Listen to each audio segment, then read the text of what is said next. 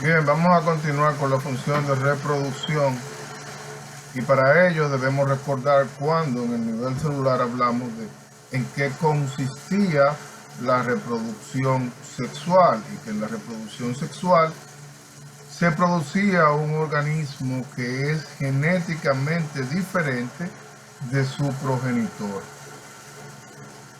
Recordemos que los seres humanos tenemos 46 cromosomas, 23 pares, que esos cromosomas se dividen en autosomas, 22 pares, y un par de cromosomas sexuales, que son XX en la hembra y XY en el varón. Desde el punto de vista cromosómico y desde el punto de vista biológico, en general, esos son los dos únicos géneros que existen. No hay más. Hay una dualidad biológica que se impone sobre nosotros.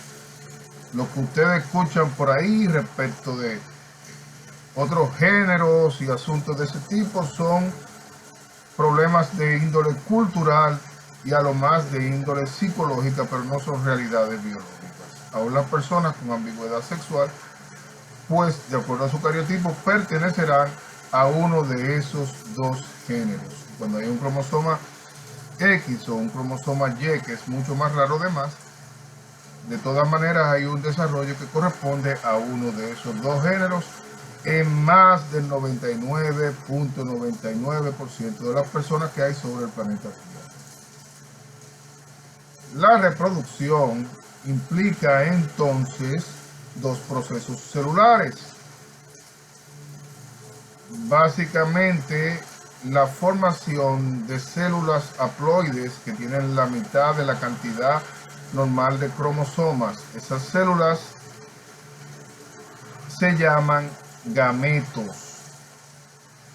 El gameto masculino es el espermatozoide, el gameto femenino es el óvulo.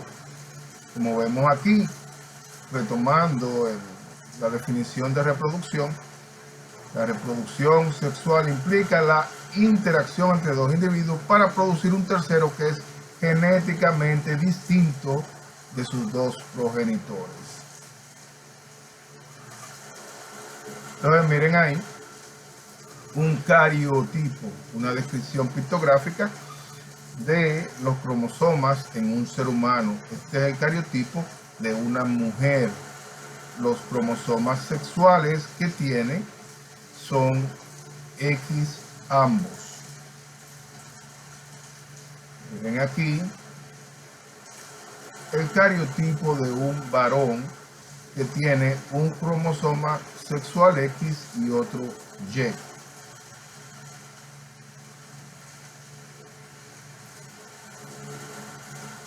Cuando se da la fecundación, el óvulo y el espermatozoide entonces se unen y la célula que resulta recibe el nombre de cigoto. El cigoto suma los 23 cromosomas del padre y los 23 cromosomas de la madre para producir un nuevo ser humano con un número diploide de cromosomas, con 23 pares de cromosomas. Cuando los dos cromosomas sexuales son X, estamos en presencia de un cariotipo femenino, un cariotipo XX. Entonces dentro del embrión se desarrollan los conductos de Müller que producen órganos genitales internos femeninos. Estos conductos de Müller se desarrollan a ovarios, útero y los 2/3 internos de la vagina. Los genitales externos vienen a partir del desarrollo del llamado tubérculo urogenital. En presencia de un cariotipo XY, un embrión de sexo masculino, entonces los conductos que se desarrollan se llaman conductos de Wolff. Y esos conductos de Wolff dan lugar a los testículos y a los conductos seminales internos, que son el epidídimo, los vasos deferentes y la vesícula seminal. Miren aquí. Se desarrolla en un embrión XX los conductos de Müller y dan lugar a las trompas de falopio, con sus ovarios, al útero y al primer tercio de la vagina. Conducto de Müller. Si es el conducto de Wolff, que se desarrolla, que se ve más oscuro, entonces da lugar a el epidídimo, los vasos deferentes, las vesículas seminales.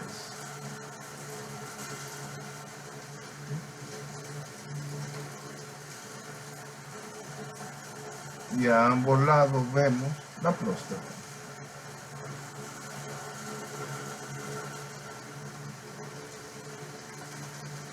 Recuerden, gametos, células especializadas a cargo de la reproducción. Los gametos se hallan en las gónadas. Y las gónadas son órganos que, además de producir gametos, tienen funciones endocrinas. La gónada femenina es el ovario y produce el gameto femenino, que es el óvulo. La gónada masculina es el testículo y produce el gameto masculino, que es el espermatozoide. Aquí vemos un óvulo. El óvulo es una célula grande con gran cantidad de citoplasma. Miren, porque ahí se va a unir el espermatozoide y va a necesitar esos nutrientes una vez fecundado. Entonces viene preparado para eso. Está cubierto por una corona radiada que los espermatozoides, cuando llegan, pues la destruyen para que pueda atravesarla uno solo y tenga lugar la fecundación. Alrededor también de la membrana hay una zona pelúcida que debe ser destruida por los espermatozoides. Miren aquí un espermatozoide mucho más sencillo, ¿verdad? El material genético está en la cabeza, el núcleo. Las mitocondrias están en la porción más superior de la cola del espermatozoide, lo que se llama la pieza intermedia, y luego es todo cola. Esas mitocondrias entonces permiten que el espermatozoide pues nade a gran velocidad.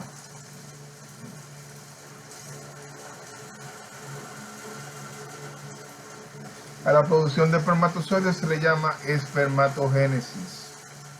Y desde que inicia en la pubertad es continua e ilimitada. ¿Qué quiere decir eso? Que el hombre, desde la pubertad hasta que muere, está produciendo espermatozoides. La mujer, por el contrario, produce un número limitado de óvulos. A partir de la pubertad, por cada mes, un óvulo alcanza la maduración y es liberado hacia la trompa de falopio. Durante la menopausia, este proceso culmina y se terminan los óvulos. Entonces la mujer tiene una presión reproductiva que el hombre no tiene. Por eso el pretender equiparar la sexualidad de la mujer con la del hombre es sumamente estúpido. Hay una agenda sexual diferente en cada uno de los géneros. Por eso la mujer pues añora una relación con una carga emocional alta, de manera que su pareja pueda desarrollar apego a ella y a su descendencia, mientras que el hombre pues tiene una relación más superficial y no necesariamente asociada o con necesidad de una carga emotiva tan grande. Claro, los seres humanos somos complicados y hay una serie de variables de corte psicológico y cultural que dan lugar a situaciones mucho más complejas que cualquier descripción que podamos dar desde la ciencia. Aquí vemos entonces la producción de gametos, la espermiogénesis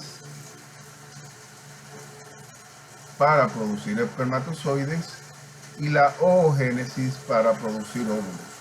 Miren que en la espermiogénesis o espermatogénesis, el producto final es más sencillo que el producto primigenio, mientras que en la oogénesis pues se van desprendiendo los que son llamados cuerpos polares, que básicamente lo que tienen es ADN y poco citoplasma, y el óvulo, primero el ocito primario y después los ocitos secundarios. Recuérdense que la meiosis tiene dos grandes fases. Entonces el ocito, ya el óvulo maduro, pues recibe al espermatozoide y es fecundado.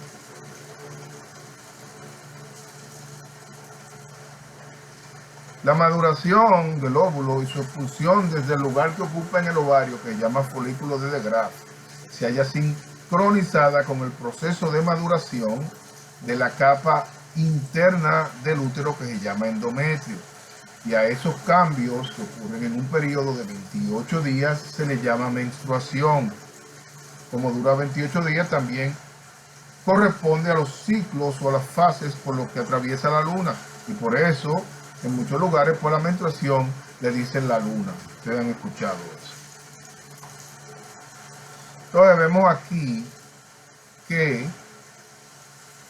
empezando a contar desde el primer día de la presentación del flujo menstrual, la ovulación ocurre aproximadamente a los 14 días. Durante la ovulación se libera el óvulo del folículo de De Graaf y corresponde a el crecimiento del endometrio, de la capa interna del útero. A partir de ese día, entonces, donde estaba el óvulo, se desarrolla el llamado cuerpo lúteo. El cuerpo lúteo, por acción de la hormona luteinizante, produce progesterona y tiene lugar entonces la segunda fase del ciclo endometrial, que es la fase secretoria.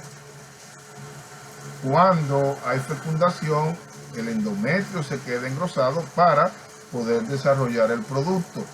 Si no hay fecundación, el endometrio se descama en el ciclo menstrual y comienza otra vez el ciclo.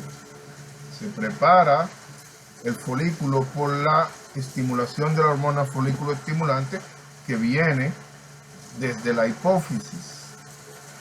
Madura, produce un óvulo, va creciendo el endometrio, y esa primera fase en el nivel endometrial se llama fase proliferativa. Miren, que comienza desde virtualmente cero. Este es el grosor de la pared del útero, la pared interna, el endometrio, y va aumentando ese grosor.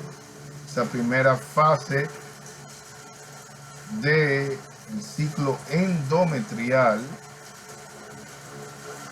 se llama fase proliferativa. Lleva el día 14, ocurre la ovulación.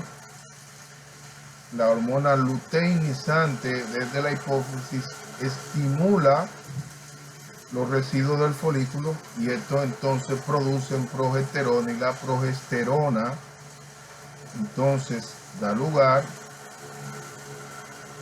a la fase proliferativa del ciclo menstrual.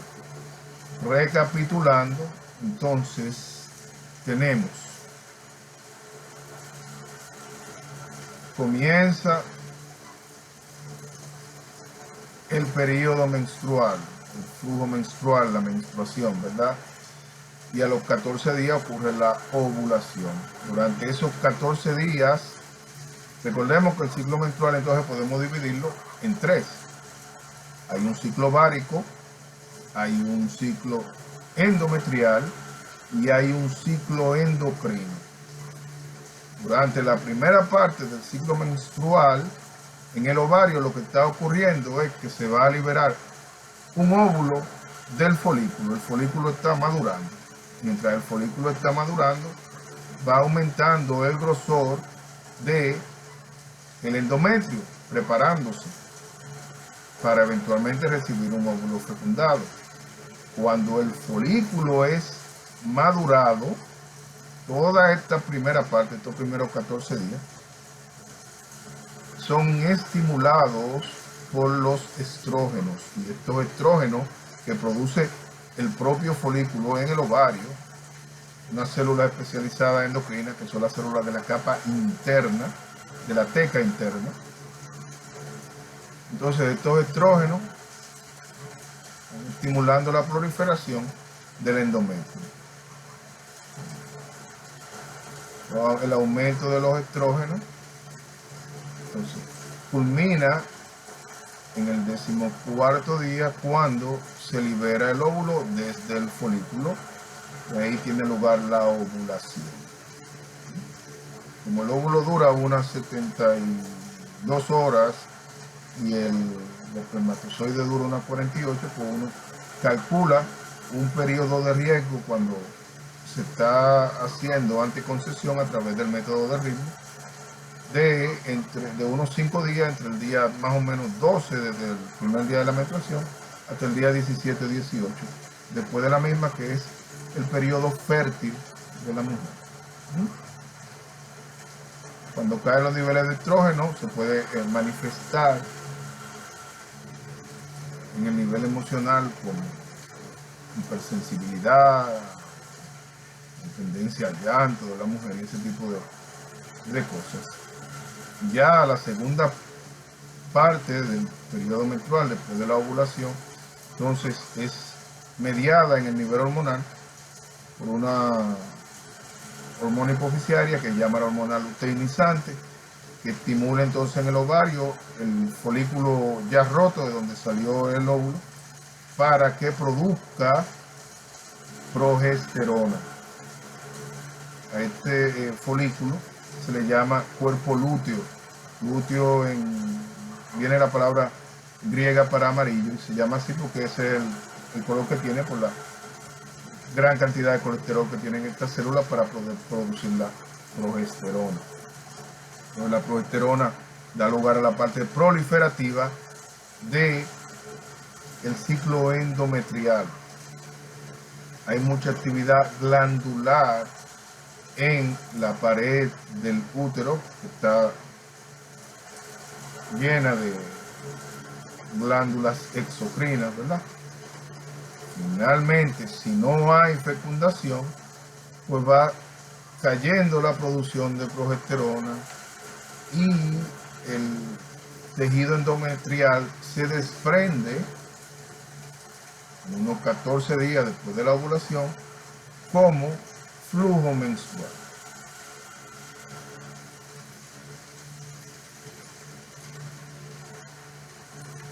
La actividad de las gónadas, tanto en el nivel endocrino como la producción de gametos, da lugar a la presencia de rasgos sexuales. Los rasgos sexuales primarios vienen dados por los genitales externos, y los rasgos sexuales secundarios son aquellos asociados al sexo del individuo, pero van más allá de los genitales. Por ejemplo, el tono de la voz en el varón y la hembra, que es diferente, la distribución de la grasa corporal, que es diferente, y hasta las expresiones faciales, que son diferentes, además de una serie de rasgos de corte psicológico que ahora no vamos a abundar en ellos. Entonces tenemos genitales masculinos internos, igual externos femeninos. Los genitales masculinos internos incluyen entonces los testículos, que son las gónadas, producen hormonas sexuales masculinas, básicamente testosterona, y espermatozoides, ¿verdad? Y los órganos accesorios por donde circula entonces el líquido seminal, el semen, donde están los espermatozoides. Estos son el epidídimo, estos es el conducto deferente, la vesícula seminal y la próstata.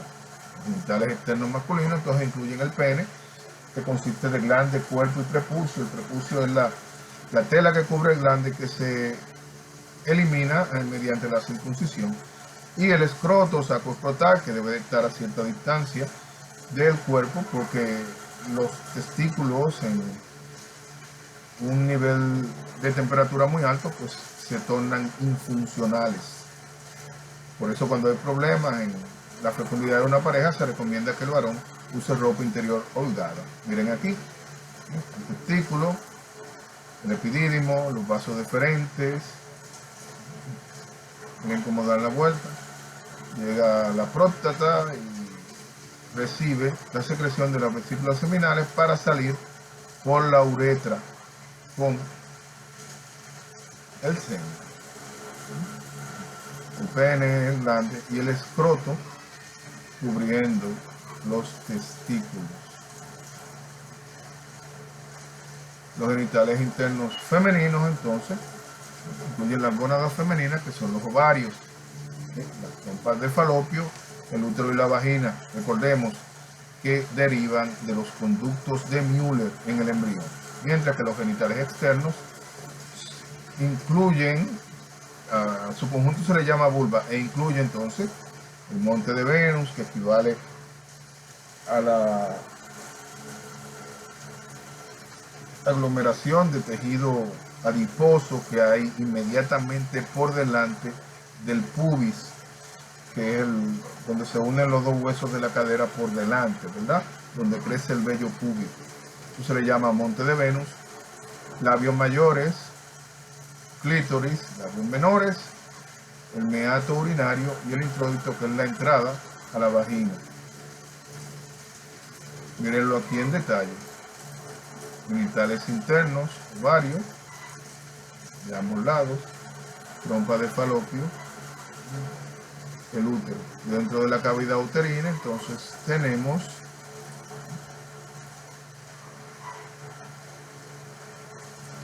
que termina en el cuello uterino, que son los dos tercios internos de la vagina, que decíamos que eran derivados de los conductos de Müller. Entonces, vemos aquí la vulva,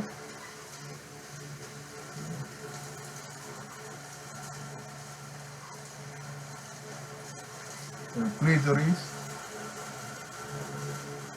por encima de los labios menores, equivale desde el punto de vista morfológico al pene. Tiene tejido capaz de llenarse de sangre, un órgano muy sensible que recibe el nombre por la mítica reina de los mirmidones. Los mirmidones en la mitología griega, según los describe Ovidio en sus Metamorfosis, era un pueblo de seres muy pequeños del tamaño de una hormiga, y su reina se llamaba Clítoris. Miren los labios menores, el meato urinario por encima del introito, que es el orificio de entrada a la vagina. Entonces, rasgos sexuales secundarios resultan de la acción de las hormonas sexuales y se comienzan a manifestar en la pubertad, e incluyen diferencia entre el varón y la hembra, la distribución del vello corporal, de la grasa subcutánea. Las hembras tienen más grasa, por eso es más suave. El tono de voz por el desarrollo de la glotis, la masa muscular, el varón tiene más masa muscular por la acción de la testosterona, la altura de los huesos pélvicos y el desarrollo de las glándulas mamarias. Aquí los vemos, el detalle. Las mujeres tienen la voz más aguda, las caderas más anchas, tienen escaso vello corporal. Las glándulas mamarias se desarrollan y crece el vello en las axilas y el pubis. El vello en la mujer, fíjense que crece como un triángulo de base invertida, mientras en el varón crece como un triángulo de base inferior. En la mujer de base superior, en el varón de base inferior. En el varón entonces la voz es más grave, tiene abundante vello corporal, crece la barba, músculo más desarrollado, y crece el vello en las axilas y en el pubis de una manera característica. Entonces lo dejamos aquí con el aparato reproductor. Véanlo, estudienlo, y cualquier comentario lo escriben ahí aquí mismo en la página de YouTube. Bye.